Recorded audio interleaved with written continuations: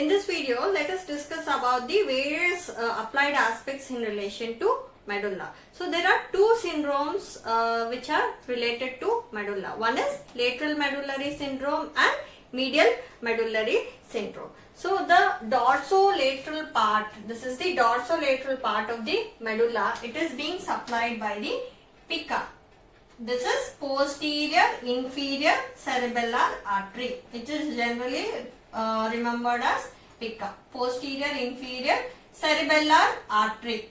So this is a branch of the vertebral artery. It is generally a branch of the vertebral artery. So this supplies the dorsolateral part of the medulla. So when this artery is being blocked, so there will be a lateral medullary syndrome. This lateral medullary syndrome is otherwise called as Wallenberg syndrome. So this is a very frequently asked question in your exams. So try to memorize all these.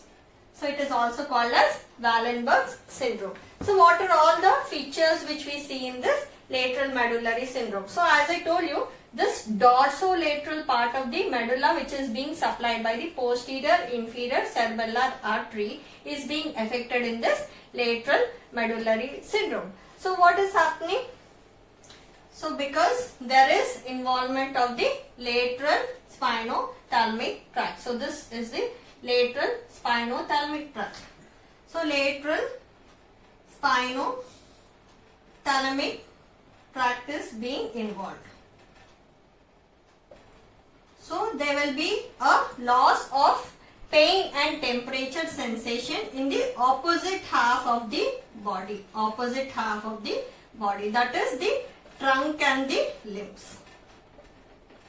So there is a loss of pain and temperature sensation in the opposite half of the body because of the involvement of the lateral spinothalamic tract. Then there is involvement of the spinal tract of the trigeminal nerve. Spinal tract of the trigeminal nerve. So because of the involvement of the spinal tract of the trigeminal nerve, there is loss of pain and temperature sense in the same half of the face.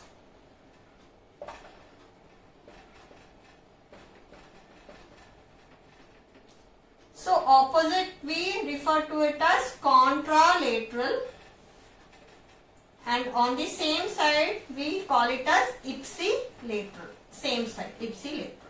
Okay. So because of the involvement of the spinal tract, there is ipsilateral loss of pain and temperature sensation on the same side of the face. Next, what are the other nuclei which are involved? So you see, this is the nucleus ambiguous. The nucleus ambiguous is being involved. So I told you in my previous lecture that this nucleus ambiguous will give rise to motor fibers of the 9, 10 and 11 cranial nerves. So because the nucleus ambiguous is being involved, there will be a ipsilateral paralysis, that is same side paralysis of the muscles of the palate, pharynx and larynx. Okay. So 9, because the motor fibers for the 9 and 10 cranial nerves, they are coming from this. So because the nucleus ambiguous is involved, same side paralysis of the muscles of the palate, pharynx and larynx will be there. And next you see the vestibular nucleus is involved. So because the vestibular nucleus is involved, the patient will have giddiness. And next you see, this is the inferior cerebellar peduncle. So inferior cerebellar peduncle is being involved. So the patient will have ataxia. What is ataxia?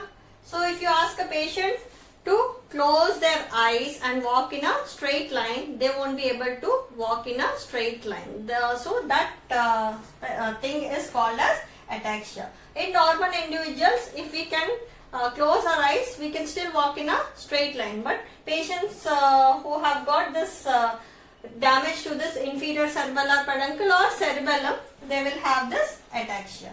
Next, due to the involvement of the sympathetic pathway,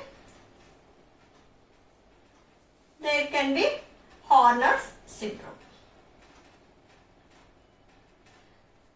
So, as a whole, in the lateral medullary syndrome, because of the involvement of the lateral spinothalamic tract, there is contralateral loss of pain and temperature of the trunk and limbs. Next, due to the involvement of the spinal tract of the trigeminal nerve, there is ipsilateral loss of pain and temperature sensation of the face. And then due to the involvement of the nucleus ambiguus, there is ipsilateral paralysis of the muscles of the palate, pharynx and larynx. Because of the involvement of the vestibular nucleus, patient will have giddiness, and due to the involvement of the inferior cerebellar peduncle, patient will have ataxia, and due to the involvement of the sympathetic pathway, they will have the Horner's syndrome. So these are all the features you see in the lateral medullary syndrome. Now we will discuss about the medial medullary syndrome. So the medialmost part or the paramedian part of the medulla is being supplied by the branches of the vertebral artery. So if there is any ischemia to this paramedian region, so this is the paramedian region. Okay. So if there is any ischemia which hampers the blood supply to this region, so that will give rise to this medial medullary syndrome. So what are all the structures which are involved here? So first is the pyramid. So the pyramidal tract is being involved. So because of the involvement of the pyramidal tract or the corticospinal tract, so there is contralateral hemiplegia. So paralysis of the opposite half of the body. There will be a contralateral hemiplegia due to involvement of the pyramid. Next, due to involvement of the hypoglossal nucleus. There is involvement of the hypoglossal nucleus. So there will be a paralysis of the muscles of the tongue.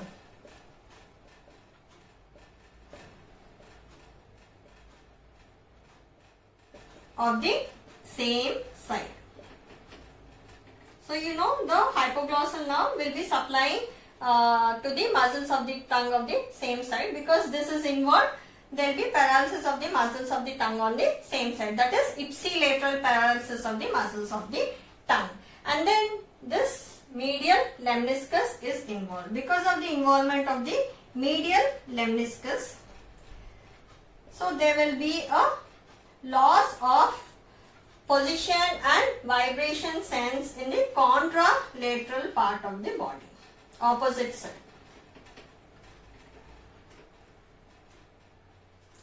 Loss of position and vibration sense because of the damage to this medial lemniscus. So, as a whole, in the medial medullary syndrome, due to involvement of the pyramidal tract, you have got contralateral hemiplegia of the upper and lower limbs, and then due to the involvement of the hypoglossal nerve nucleus, there is ipsilateral paralysis of the muscles of the tongue, and due to the involvement of the medial lemniscus, there is contralateral loss of position and vibration sense in the opposite half of the body. So this is about the medial medullary syndrome.